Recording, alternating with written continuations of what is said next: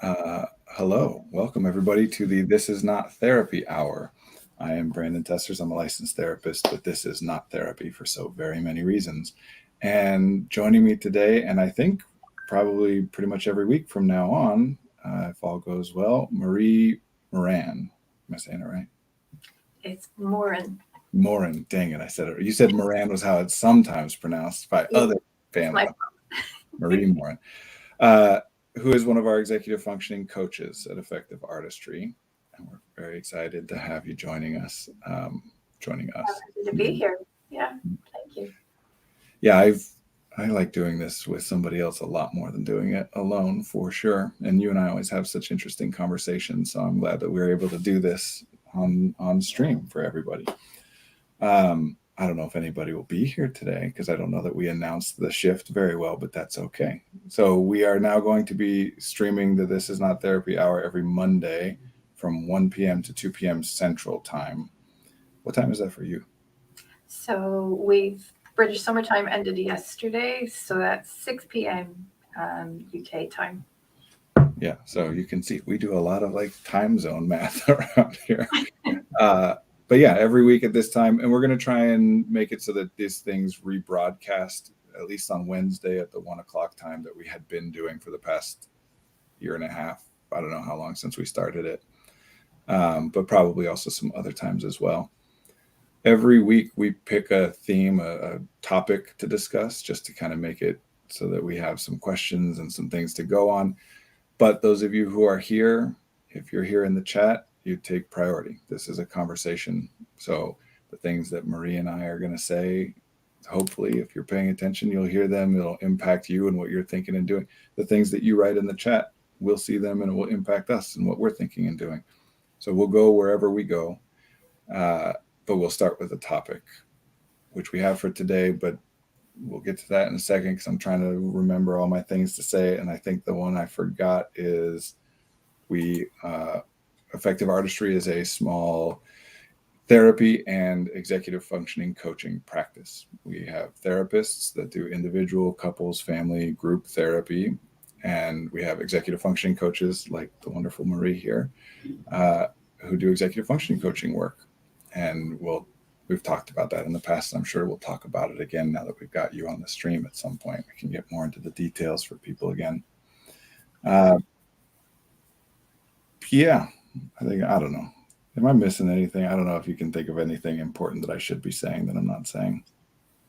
I, I guess that we can work with anyone, no matter where you are in the world, as long as you have an internet connection. That's true. Yeah. So for therapy, our office is in Illinois, Northbrook, Illinois, it's a suburb of Chicago. So for therapy, we can only work with people in the state of Illinois. Our executive functioning coaches can work with people all over the place. We've worked with people from India, Thailand, Africa. I shouldn't have said two countries and then a continent, Zimbabwe. uh, all over the place. And Marie, you're in Scotland, is that right? That's right. Yeah, Originally from Ireland, though. that's right. Yeah, so Yeah. coaching is worldwide, all done online. Okay. I think that's everything. Yeah, all right. We'll get that nailed in. At some point I should like actually write up a little list for myself of the things that I need to say. Uh, but today our topic, and I'm gonna have Marie, you're gonna tell us all what our topic is and start throwing some questions out there. In fact, I'm gonna full screen. I love having it full screen, but I never do that because I want to make sure to be able to see all the chat. But if I'm missing anything, you'll let me know. For sure. All right. So today's topic, a few people asked about this, is emotional regulation or dysregulation. So this is something that comes up presumably in therapy as well as coaching. So I guess I would just start with the basics. What is emotional regulation and emotional dysregulation? Yeah, so we talk all the time about different theorists on executive function will break it down in different ways, break it into subcategories, subfunctions in different ways. It just depends on whatever someone thinks is most useful. But emotional regulation is quite frequently one of the subcategories of executive function. So roughly, broadly, emotional regulation just means having an ability to control your emotions to some extent, right? When you're completely emotionally regulated, it means that both the emotion that you're feeling and the way in which you're expressing that emotion are what you want to be feeling and how you want to be expressing it. Whereas emotional dysregulation is when those things get out of your control. So usually that's accompanied with some intensity, right? Like usually when people are experiencing emotional dysregulation, it's because the emotions they're feeling are very intense. But it doesn't necessarily have to be intense emotion. It just means I'm aware of my emotions or the things that I'm expressing emotionally, and I want to stop it or change it, but I can't. That's dysregulation. So yeah, you've kind of covered my next question, was how do you measure or quantify it? I guess it varies from person to person, right? Like Yeah, how you feel rather than for sure. Yeah. you can't measure it. I mean, all this stuff, really everything in the DSM, all the things we're talking about, they're behavioral, which means they're incredibly multivariate. They're not like medical diagnoses, right? Or symptoms where we can say like, okay, we want your glucose to fall within this range. This is the normal range. And if it's getting up here, then it's a little too high. If it's down here, it's a little too low. This stuff is all purely based on self-report, right? I could be screaming and shouting and still say that I'm emotionally regulated if I'm choosing to scream and shout. You know, I feel as though I could stop myself, but I want to behave that way. So it's not about the behavior, it's about whether or not you have a sense that you're controlling the behavior, or could if you wanted to. And yeah, it's very fluid. It's not something that can really be quantified. Kind of the same way you'd say like any emotion, right? If I say you're happy, how do we quantify that? Or I'm happy, how do I quantify that? It's a subjective experience. Yeah. You mentioned the DSM. I was listening to a podcast earlier, and it just happened to mention that for ADHD, emotional dysregulation isn't listed in the diagnostic criteria. But from talking to other people with ADHD, it seems that it's a really common issue. Yeah. So my next question that we have here is, what personality traits or diagnoses do you see that are mostly related to experiencing emotional dysregulation? See, this is why I'm glad you're here, Marie, because I have a tendency to get big and philosophical and esoteric with questions because I want to answer them like precisely, you know, and none of the language is precise. So I have to like qualify things, and you can help bring me in a little bit. Because I'll try, but I enjoy when you get philosophical. The thing is, like, personality traits, as an example, is not something that I generally like to talk about a lot because they're useful constructs, like they're valid constructs in the way that all of this is. It's useful language to have to be able to convey to somebody, oh, I'm shy, or I'm outgoing, or I am risk taking. I don't know what else. What personality thing? I'm empathetic. I am whatever, right? I know like the big 5-factor personality model is a more common one these days.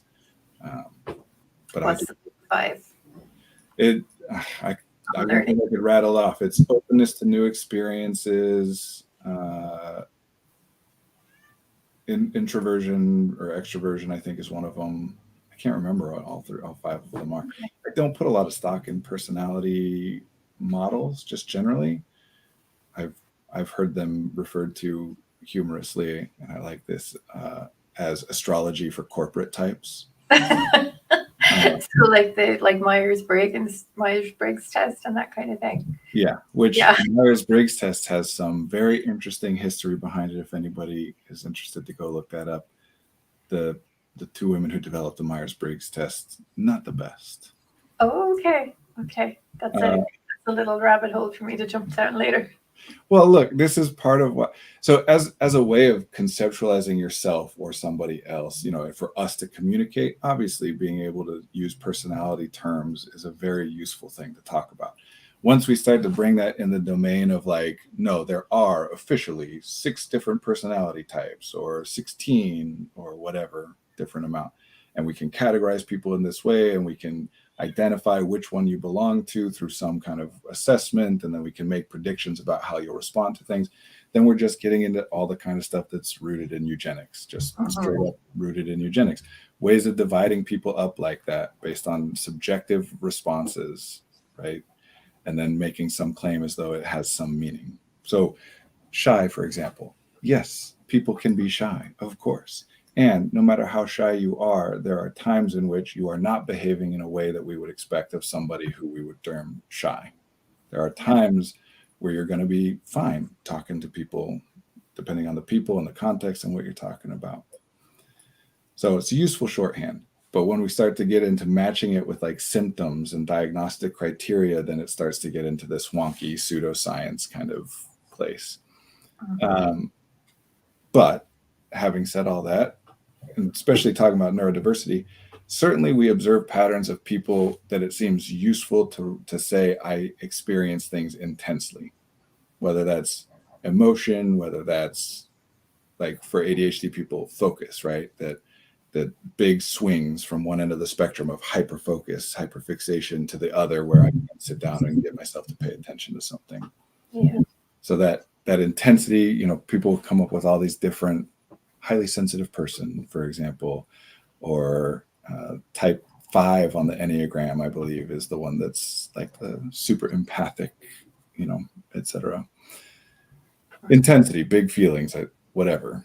There seem to be some people who experience that more often than other. How can we say? I don't know. Definitely seems to be a correlation with neurodivergence generally. So autism for sure. I mean, one of the diagnostic criteria for autism is, they don't use this word in the DSM, but is stimming, which is a self-regulatory behavior, right? Another diagnostic criteria is meltdown, which is definitely an experience of emotional dysregulation. ADHDers tend to have this too, not in the criteria, but based on self-report. And really just kind of across the board, honestly, things like OCD, bipolar, borderline personality disorder, anything where you're getting a lot of swings, what we would call emotional lability, Lability, not ability. How much, how frequently, how quickly, how intensely your emotional state seems to shift. So anybody that's more emotionally labile, we would be talking about emotional dysregulation. That was a long-winded way to getting to that answer. I'm not even sure it's a satisfactory answer. What do you think? No, I think so. I think that makes a lot of sense. And I'm just thinking back to my own assessment and diagnosis journey. And prior to being diagnosed with ADHD, I had self-diagnosed with a whole bunch of other things because emotional dysregulation was a big part of my experience. So I had gone to my doctor to ask if maybe I was bipolar, and I had been looking up borderline personality disorder, but it turned out it was ADHD. So so those two, borderline and bipolar, and then OCD, like OCD type disorders, do tend to match a certain pattern of, this is anecdotal, I don't have research to point to this, but it does seem that those match a certain pattern of people who could have been diagnosed as autistic or ADHD or both, but get diagnosed that way instead. So there's definitely a lot of overlap. Yeah. I'm of the opinion that there should not be such a thing as a personality disorder as a diagnostic label. I don't think, I mean, obviously that matches the lived experience of people, and it's a valid and useful way of talking about things. But because of, see, I'm getting way far afield already. Because of what we would call bioessentialism, the idea that everything that you experience is due to an inevitable conclusion of your biology. That, for example, a lot of the ways that people will talk about neurotypes is bioessentialism. I was born with this brain. I was always going to be autistic no matter what, which is a valid thing to say. And it's a valid thing to say that that's not the case. We don't have evidence of either one. So whatever a person feels useful, great. But that's where we start to get into some trouble sometimes. This idea that you have to be able to explain every experience you have as the result of some structure, some physiological structure in your brain that we have no evidence of, gets real out there. So all this stuff is really highly medicalized. Yeah. And then people spend a lot of time deliberating over, is my experience bad enough in whatever way to count as a, diagnostic symptom? And is my experience of this related to my ADHD or my autism, as though they're root causes of things? And they're not. They're just descriptions of things. We look at patterns. So there's so much overlap between borderline personality, bipolar, ADHD, a lot of the anxiety disorders, autism. There's a lot of people out there are making the argument, especially with autism and ADHD, that they're different manifestations of the same underlying thing, which, again, I don't know if it's a useful idea to everybody across the board or at all, but it's certainly one that can't be disproven because these are all models. These are all constructs we're making up. So I just say, to me, those, like a lot of neurodivergent people will draw lines and say, no, personality disorders don't count as neurodivergence, or OCD is not a neurodivergent disorder condition, or whatever. I don't think it's as useful to like draw parameters, around what counts as neurodivergent as what doesn't. In large part because of this. There's so much. Yeah, and very often somebody who has a diagnosis of, say, OCD will also have a diagnosis of autism or ADHD. So how do you unpick one thing from the other? It's quite fluid. I quite enjoy seeing people who identify as, online they'll sometimes say ADHD, AUDHD, autistic and ADHD. I like reading from people who will say, like, what is it to have both? Well, this because of my autism, this because of my ADHD, this, or this experience I attribute to my autism, this experience I attribute to my ADHD, which again is wonderful. Like, that's a huge part of the benefit of having these diagnostic labels, is that then people can use them to explore themselves and start to identify things in different ways. But of course, it's purely subjective. Like, what objective criteria could we look at and say, like, no, this time you were late because of your struggles tracking time from your ADHD. The other time you were late because of your struggles regulating your physicality, and therefore took longer to get ready than you allotted for yourself, which is an autism, Yeah, and you can get quite caught up in that, trying to figure out, well, why am I the way that I am? And that's useful up to a point. Yeah. But if you just keep getting caught in that spiral of rumination, then when you find solutions, and if you need a solution, maybe you just need an explanation. Who knows? And sometimes that's it, right? Like, sometimes the distress is just experiencing something that you don't understand or can't explain. And as soon as you have an explanation, regardless of whether or not anybody else would agree with it, or there's a way to validate it, with empirical measures or whatever, as long as you have it, then that distress goes away or diminishes. But most of the time, I think we're putting the cart before the horse, I guess, if we're focused on why am I experiencing what I'm experiencing. Because the most important question is, what do I do? Like, here we are. What do I do? What happens next? And then, like you said, exploring the whys is useful to a point. To me, that point is, it's useful to the extent that it's giving us something to look at in terms of what we do next. So either exploring the whys and wherefores and what happened in my past or what's going on with me can be useful if the distress is just about something that you're experiencing but you don't understand. And if you get an understanding of it, the distress will decrease or go away. Or if I can't come up with something to do, or I'm trying to filter through different options of things to do, and then I can go back and look and say, well, here, I've got these 3 options. And if I think that it's because of my ADHD, then I would do option 1. If I think that it's because of my autism, I would do 2. And if I think it was just because it was a hard week, I'll do 3. Then you can go back and say, what do I think it is? But what next is always the most important question. Yeah. Because you can't go back. Like, you can't do anything with that information, or whatever you do with that information is about what comes next. And that brings us to another question that's connected to this, which is, how can seeking or seeing a therapist or coach help you to manage emotional dysregulation? Well, so with all of this stuff, emotional dysregulation, but any symptom that someone is experiencing, we're talking about two different things. So one I would call coping, the other I would call prevention, meaning when it's happening, what do I do about it? And that's coping. And how do I make it so that it doesn't happen as much or ever or whatever, right? And so the answer to that question varies. Which one should we talk about first, coping or prevention? Coping, yeah, because I guess once you get that down, then you can start thinking about how to minimize the chances of it happening in future. Yeah.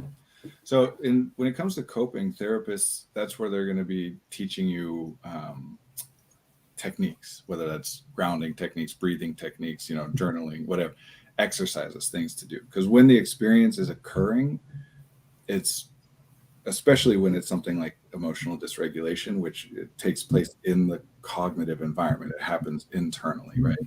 So if you're emotionally dysregulated, it tends not to be the kind of thing where you're also have the presence of mind to say, now let me think through this and I can use this thought that I've come to recently. Because if you could do that, you wouldn't be emotionally dysregulated.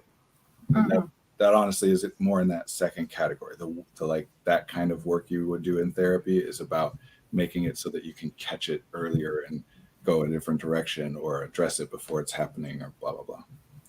But once you're emotionally dysregulated, yeah, it's likely that you're going to need just some very simple things, whether that's mindfulness, meditation, whatever.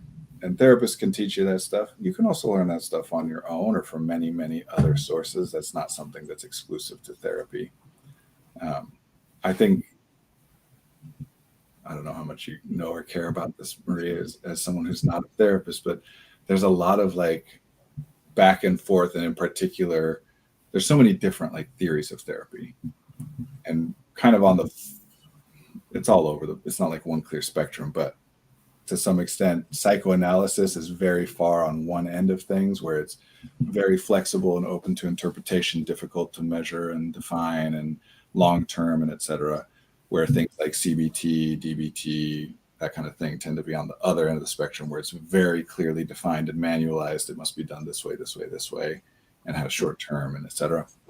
They tend to argue with each other. Psychoanalysts don't tend to like the CBT, and CBT practitioners tend not to like psychoanalysts. But I think it's just this. It's like, yeah, psychoanalysis isn't going to do much for you when you are melting down.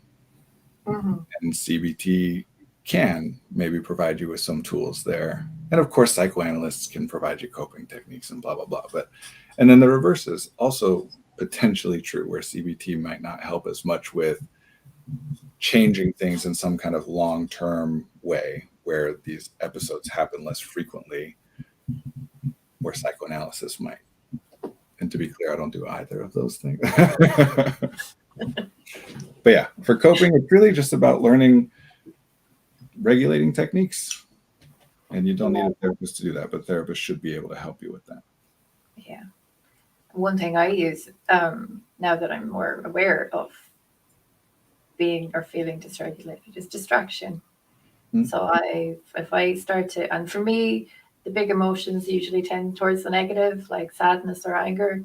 And if I feel myself getting stuck in that, I'll seek out other human voices. So I might stick on a podcast and listen to people talk about something that I've never learned about or I know nothing about, and it gets me out of my head and thinking about the wider world, and it gets me to stop feeling so self-absorbed, I guess. Just thinking about things outside of yourself. Music is another one that I use to pull myself out of it. For me, and I think similarly, I'm trying to give an answer. Like I hear the question phrased that way about going to a therapist. So I'm trying to answer broadly. Yeah. But if you're talking about like my approach or our approach here, what we would do, then some of it, definitely a lot of it falls under that category. Because for the way that we talk about it, emotional dysregulation, or really any experience of intensity when you're talking about that internal environment, right? Whether that's intensely happy or intensely sad or intensely fixated on something or whatever, Yeah. That in order to decrease that intensity, it's what we're talking about. Intensity is your attention, your awareness, your resources are being dedicated. A very high proportion of those resources are going to that thing. So you're experiencing it very intensely. And we need to get those resources shifted to something else. So distraction is a great way of doing that. And really all those things we mentioned before, like grounding techniques and breathing techniques, again, they're just different ways of getting you to reallocate some of those resources elsewhere. So for some people, that's going to work most easily for other things to think about. Like for me, I remember back in high school, I identified for myself that if I'm starting to feel like real bad or get into a funk or whatever, that playing a game, reading a book, watching a show or a movie, those are the three things. And it had to be a certain kind. It had to be the kind that for me, I can just kind of sink into the characters, the team. I like ensemble shows and story driven stuff. Yeah. And I can't really do that stuff very much anymore as a parent of 3 young children. I don't have the time to just be like, I'm going to go play a game for 3 hours now.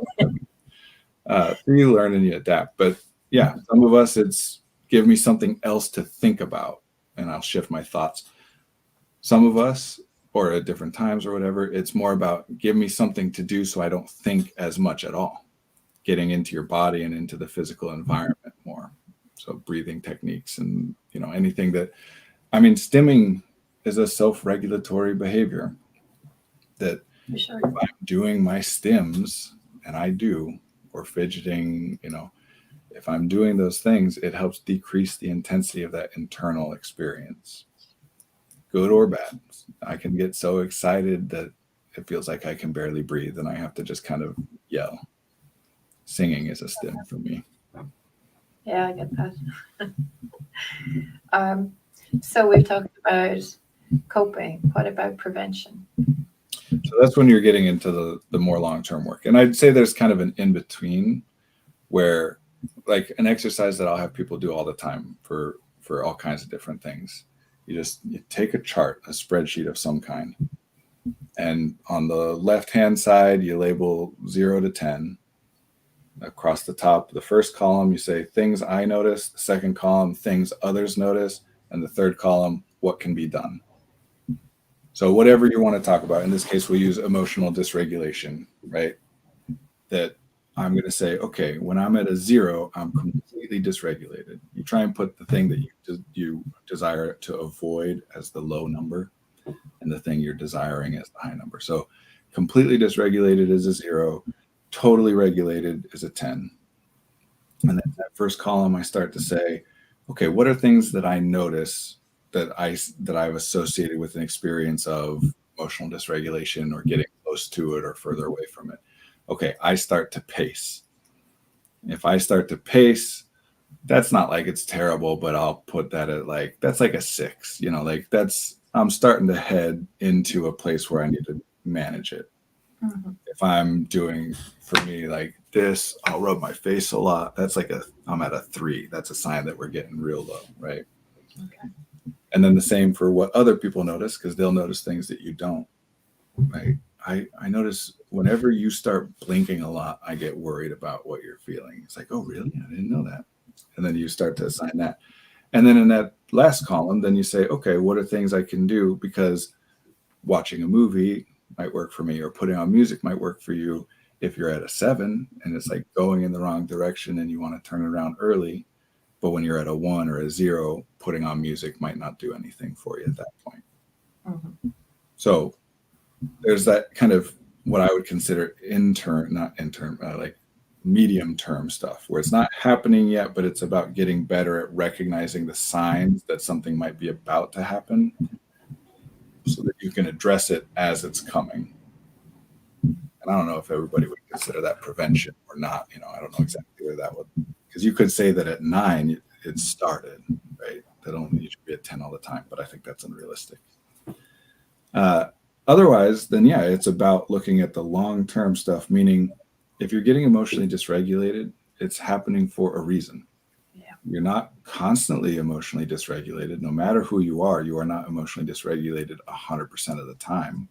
You are sometimes feel as though your brain is online, So we want to look at what are the things that tend to put you in that place. What are those reasons? We come up, this is like we were talking about earlier. We start to look and make our guesses about why something might be happening, only so that we can test those guesses. Like for me, and I think this is a common pattern, but I don't have like data for this. I'm sure it exists. As the week goes on, like Monday, I'll be all right. Tuesday, all right. Wednesday, okay. Maybe Wednesday evening, starting to get a little tired, whatever. Thursday, it's pretty rough. And Thursday night, like that's my danger zone. If my wife and I get in real bad fights, it's on a Thursday night more often than not. So you look at that and you prepare. Okay, I know Thursdays are rough. What can I do?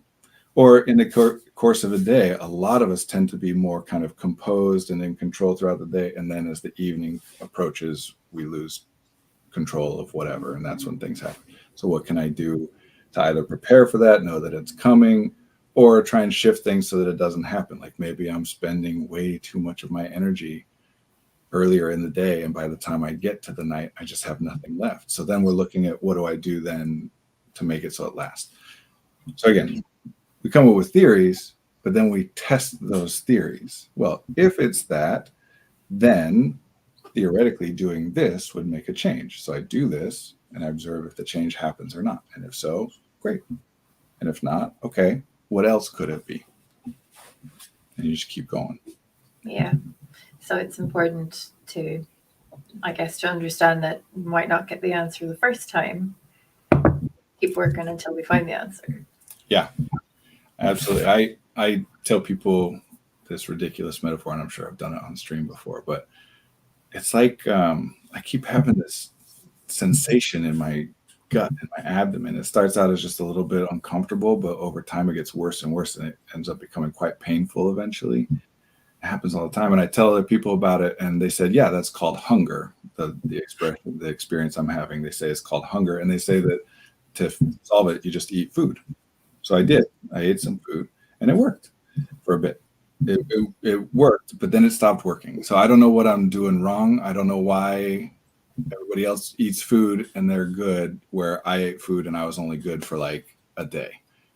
And so I don't know what to do next. And don't tell me to eat food because I tried that. It didn't work. That's not work. So what else do I need to do? Right? Like being human just means that there's going to be stuff that changes that you can't predict. Things that work for you will stop working for you. Things that don't work for you will start working for you. There's way too much going on to be able to say with any like precise accuracy, like, yes, this will happen and this will go exactly this way. So yeah, it is a process of just kind of figuring out what works for you, and you don't ever get to be done. Yeah. It's a little exhausting. Yeah. But there's no magic answer. Yeah. A lot of times, especially people who come to like the neurodiversity paradigm for relief, for support, there tend to be expectations that, oh, great, now my problems are solved, right? Like I've been struggling because I'm autistic and wasn't diagnosed. And I was trying to navigate a neurotypical world and do things the way that you're told to do them, but that doesn't work for me because I'm different. Now I know I'm different. Now I want to know how I'm supposed to do those things. You know, now teach me the rules for people like me. But that's not how it works. Even those normal people rules don't work for everybody. Like whether you believe in neurotypical people or not, and I don't, but whether you do, they still misunderstand each other sometimes. They still misread social cues sometimes. They still can't get themselves started on a project or get distracted. And you'll hear that, right? Like people will say, like, everybody loses their keys sometime. What are you making a bit? Because that's that bioessentialism piece again, that binary thing of like, some of us are this and some of us are not. Well, then any argument that can be made of like, that's a universal experience, so I guess what you're saying isn't true. Yeah. But the part that's not true is the binary part, not the fact that some people's experience of it is much more intense or much more impactful or frequent, right? Anyway, I don't know. I don't want people to have expectations that, great, I just learned I have ADHD. Now teach me the ADHD rules so that the rest of my life will be easy and I'll never struggle with getting things done ever again. Yeah. ADHD or One not. session, I'm done. everything's fixed. Hooray. Yeah. No. Like some discrete set of skills. And of course, a lot of neurodivergent people tend to be very rules-oriented people or perfectionists. We tend to be people who push ourselves very hard. That's part of the reason we dysregulate so frequently. It's not necessarily because we're more fragile, but more that we are more willing to expend our resources on things that other people might not think are necessarily worth spending their resources on. Yeah. Vigilance and hypervigilance in social situations is an example of one of those things. But also, here's my favorite example. I love using this one all the time. And I think you and I have talked about it, but how much to work. That this is one of those things, I think our culture generally, I call this missing the wink. Our culture generally says with a wink, where like everybody's like, yep, you should work 40 hours a week, work 8 hours a day, wink, wink, wink.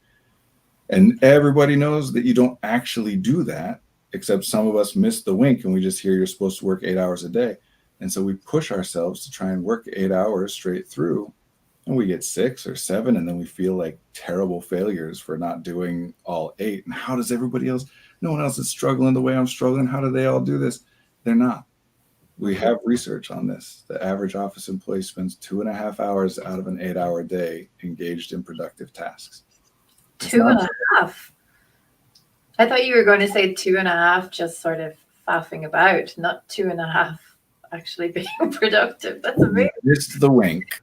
Yep, you're one of them. Me too. When I'm at the office, I'm working, because if I wasn't, I'd rather be home with my kids, with my family. So when I'm here, I don't take breaks. And this, I'm not saying this is good. This is not good.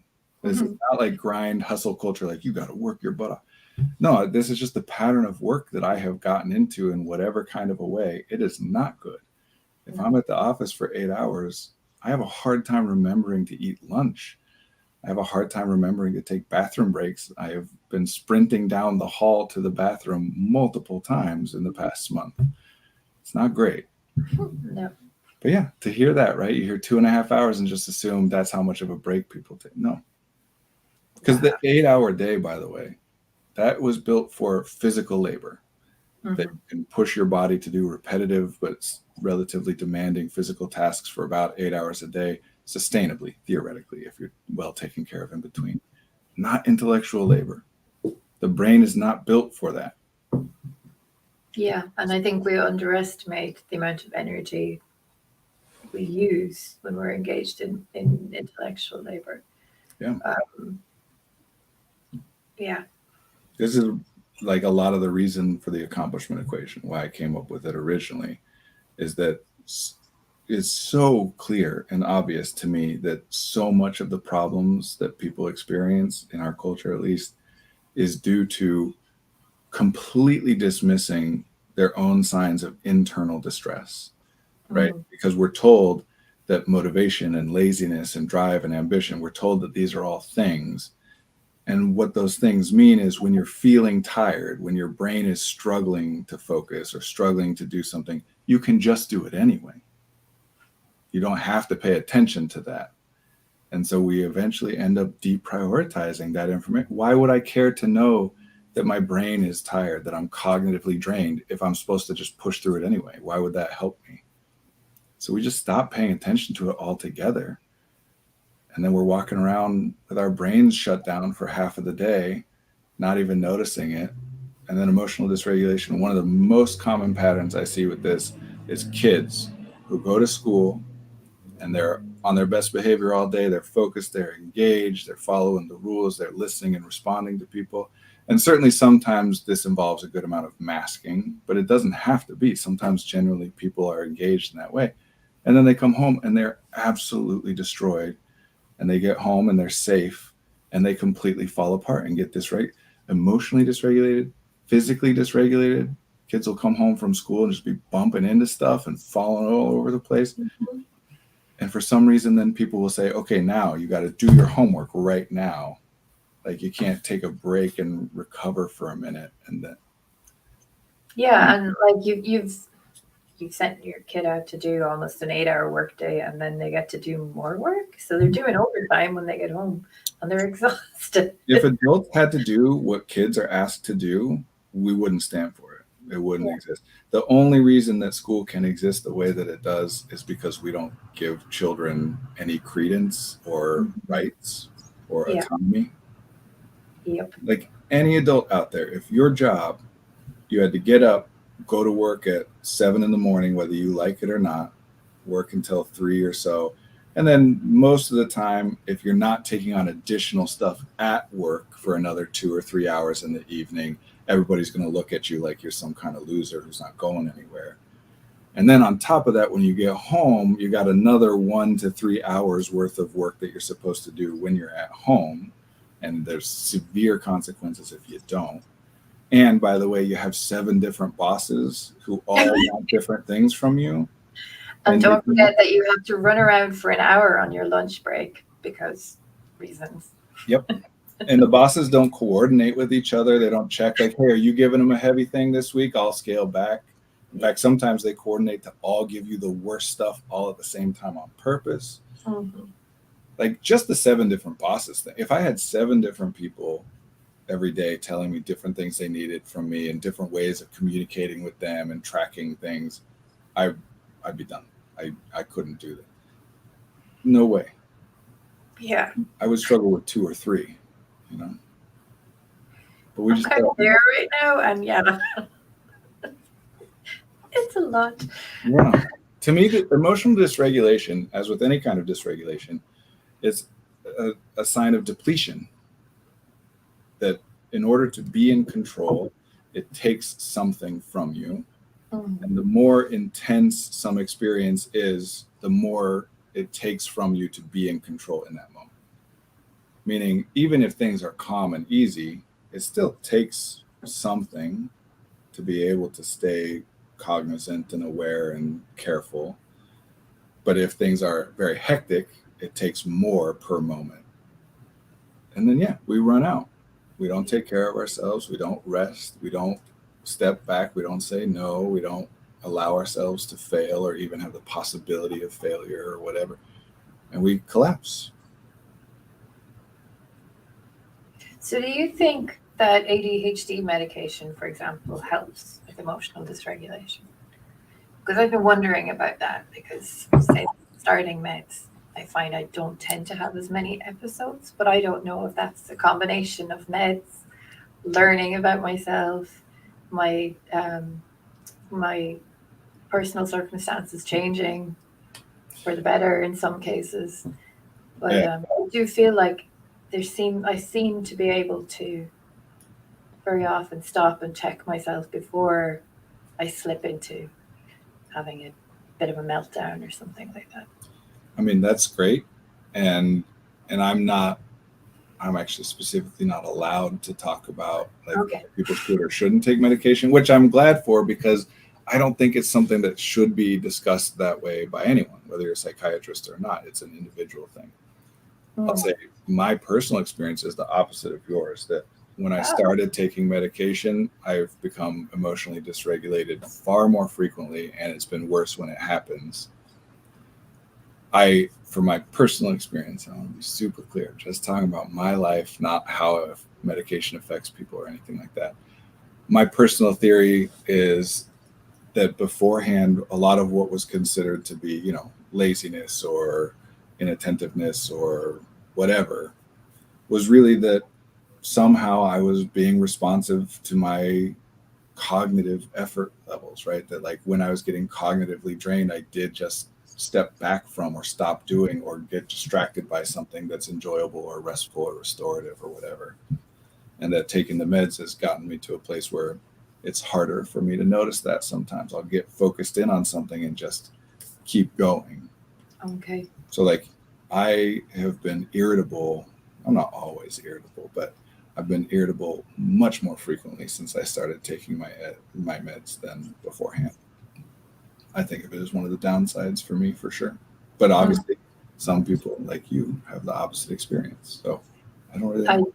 I don't tend to have big hyper focus periods either. I've had a few, So maybe that's the difference too, that I might Could be. notice if I'm starting to feel depleted. I might notice it a bit quicker. And I'm sure we're on different meds and different doses. And of course, even if we're not, we have different biology and physiology and all that Yeah. stuff. So who knows? But it's certainly something that's worth paying attention to as a benefit or a downside of taking meds. If you're going to take psychoactive meds, I think it's very important that you start to measure and track things in some kind of externally observable way, because they're psychoactive. With anything else, I would say, like, yeah, your internal experience is a great way, like I'm happy or I'm scared is totally valid. But if you're doing something that theoretically is supposed to change your experience in here, then it's very hard to compare before and after in that way. So I think it's better to look at, like, how frequently do I snap at people instead of am I feeling irritable or something like that, so that you can track the good and the bad.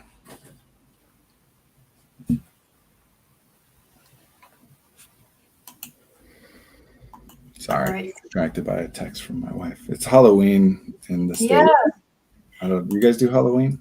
Yeah, but I live in a block of apartments, so we don't get many trick or treaters up here.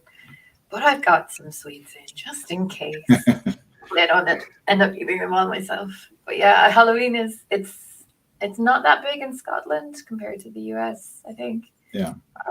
But Guy Fawkes night, the 5th of November, that's the big night here. So we're going to have fireworks on Saturday. So that should be fun. See, I'd much rather celebrate somebody who tried to blow up the parliament. Well, they're celebrating his execution. Oh, is that what's happening? Yeah. Then I'll just have my little secret reason for doing it. Actually, I don't know much about Guy Fawkes. I just know about the gunpowder plot. Yeah. So yeah, fireworks on Saturday. So it's much bigger than Halloween here, really. Yeah. But yeah. I've got a 6-year-old, a 3-year-old, and a 1-year-old, and so Halloween is like the second busiest holiday of the year for me. It's like large stretches of your life, Halloween is largely irrelevant. You maybe go to a party or something, but other than that, who cares? But when you are a young kid or you have young kids in the States, it's like there's like Christmas than Halloween if you celebrate Christmas, Yeah, it's big in Ireland too. I guess it originated. Well, the pumpkin stuff did, from what I understand, the carving pumpkins. Yeah, but it wasn't pumpkins. It was Swedes or turnips or whatever. Yeah. I've seen pumpkins it. are a fairly new import over here. They're much easier to carve. Yeah, one of the benefits of being American is there's pumpkins everywhere. Much easier. All right, we got 10 minutes or so. What's another question?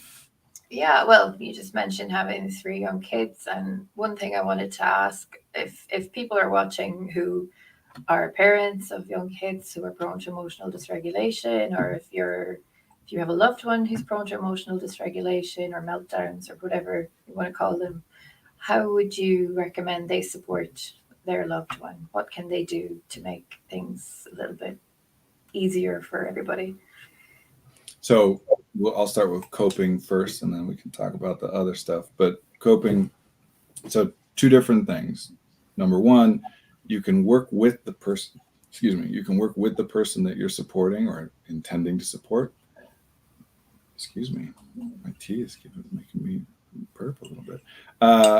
You can work with the person that you're intending to support to develop a list of things that you can remind them of, either as you're noticing something come up. So use that same spreadsheet I talked about earlier, that same chart from earlier, and then you just remind them. You don't make them do anything, because what's difficult when you're getting dysregulated emotionally or otherwise is remembering what things you could do or figuring out something to do in that moment. Coming up with the ideas is very difficult.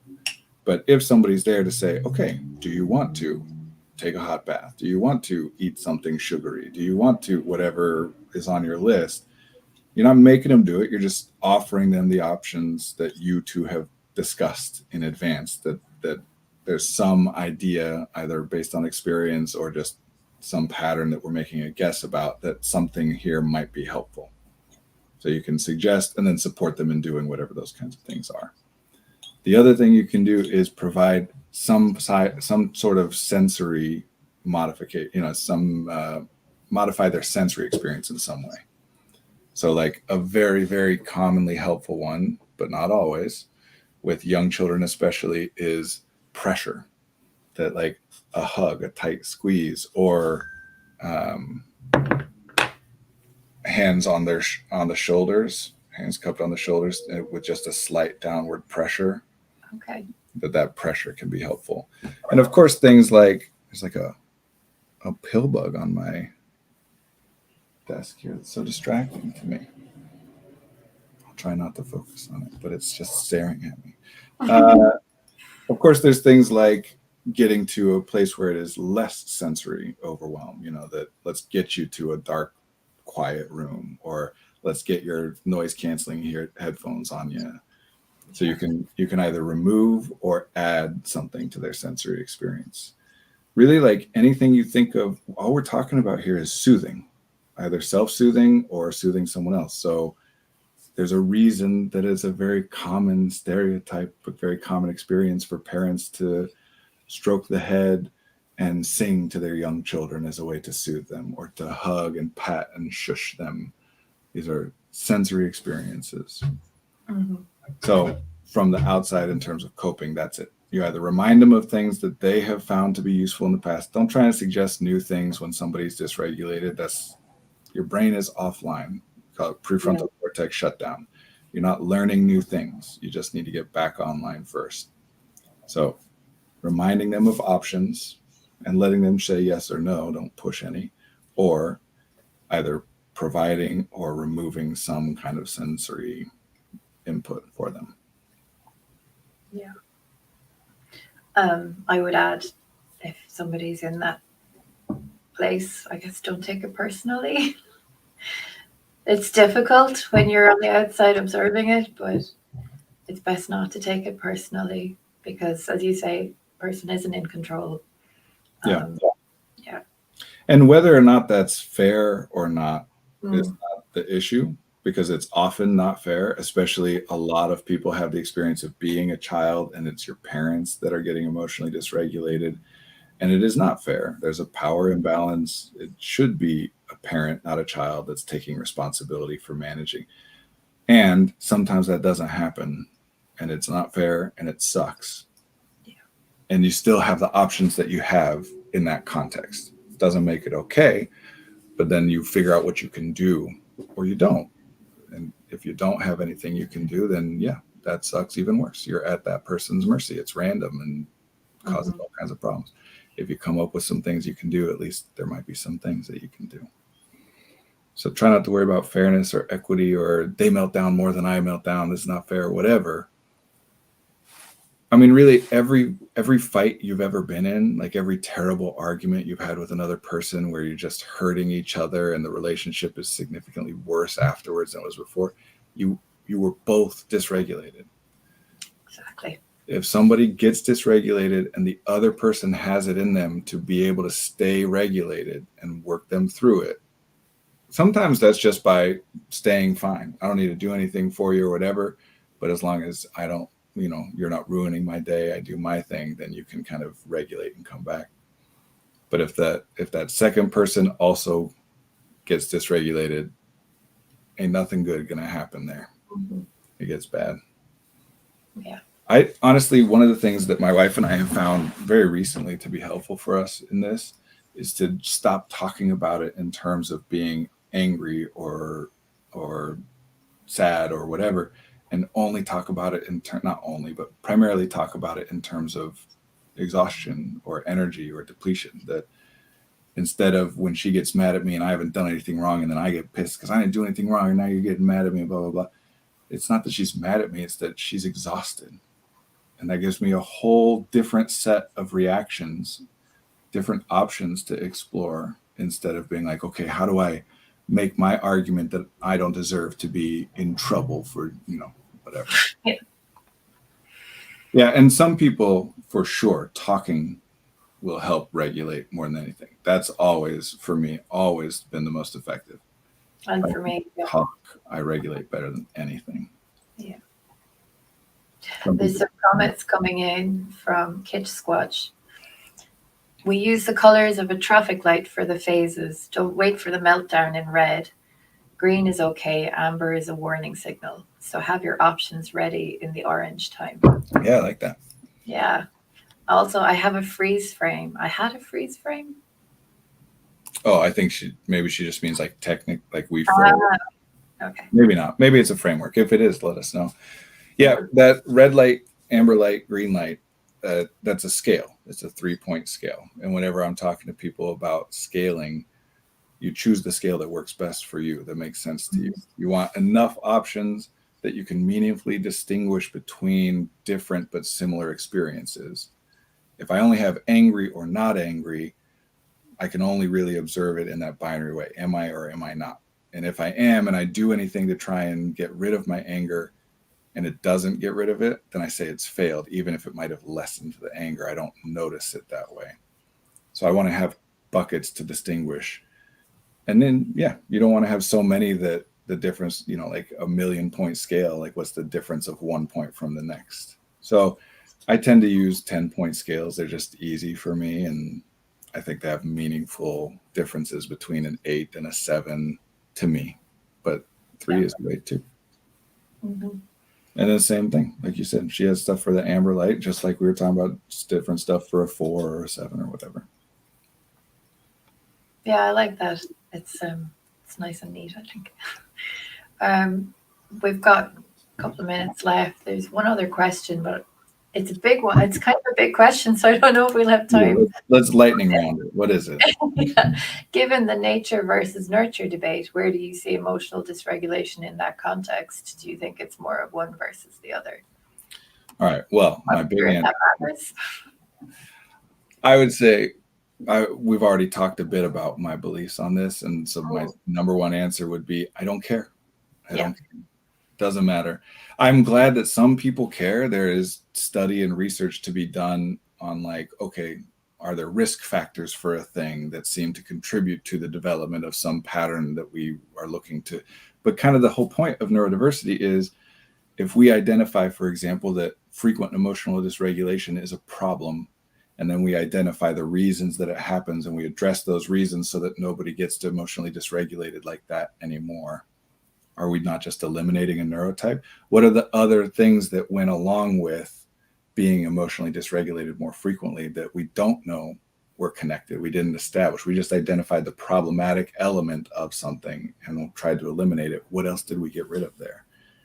That's a lot of the debate, especially in autism right now, around we want to cure autism. Well, what are you talking about cure? What exactly do you mean? What set of human experiences are you saying we should try to eliminate so that nobody ever has them again?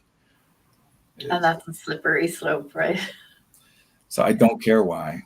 I care that this is where we're at and what do we do about it? Yeah. Having said that, I will say that it is always both. It's always both. In what particular ways or in what particular proportions, who knows? Everything you experience is the result of an interaction between you, the individual, and the environment. So starting off as a baby, going to be a lot more of that like genetic pre-programmed stuff that's happening. But from the moment you start developing, you start changing. Babies' genetics change while in the womb developing, so I don't know that it's useful to debate too much about which one it might be more of. Does that make sense? I don't know. Yeah, it does. Question. And your circumstances keeps changing over the years, so there's no point in getting stuck on that, I think. Because you need to come back to what can I do about it now? Right. And let's say it's because your mom didn't treat you nicely or your dad was abusive or an alcoholic. Even in that case, even if we could say 1-to-1, that's definitely it. Okay. And what? Like, you still are who you are. Does having that explanation for why you became the way that you are change it for you? So great. And if not, then again, why are we debating it so much? Like, why are we getting in fights over, no, this is just how my brain is. No, it's because of a set of experience. We got to get wrapping up, but I'll say a place that I see this kind of stuff a lot that's really harmful, I think, is in discussion around trans rights, trans people, transness generally, where like, if you keep it at the baseline, simple, are there people who have a preference for expressing gender in non-traditional ways for their culture, whatever. That's an unequivocal yes. Doesn't matter how much of a transphobe somebody is, like, yeah, those people exist. Yeah. The only thing that they're debating is the reason that somebody might feel that, because of the patriarchy or because of whatever. And what the hell are we talking about at that point? You're going to argue with somebody else about their reasoning? Like, let's just focus on what's happening and what we need to do about it, instead of trying to convince other people that their reasons are wrong or not good enough. Or Yeah, by whose standards? Yeah. why would you want to take away? This is why we talk about utility, not accuracy. Why would I want to waste any of my very short life trying to take something away from somebody else that's helpful to them, unless there's a reason for it that I can point to and identify, this is why that's a problem. In which case, well, then let's just address what the problem is, regardless of that other stuff. One avenue might be, depending on what thing we're talking about, to get into the reasoning the other person has. But almost always there are other avenues as well. I mean, that's one of the most common things in coaching, right, Marie, is someone comes in saying, I have to get better at going to bed early because they want to not be tired all the time. And that's a theoretically accurate way to do it. But also there's a lot of other things that you could do to be less tired all the time. And to get fixated on one specific one isn't necessarily the best. Just let's add more options to people instead of trying to take options away. For sure. Just talking politics at this point. It's all political. The DSM.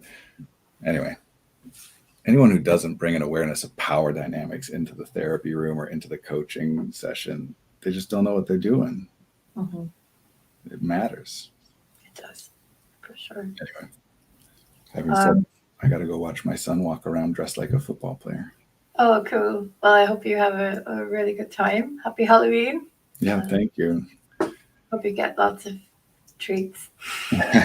I'm sure I'll sneak some. I hope you have a good day as well. And I'll see you in a couple of days, and we'll see you all here same time next week.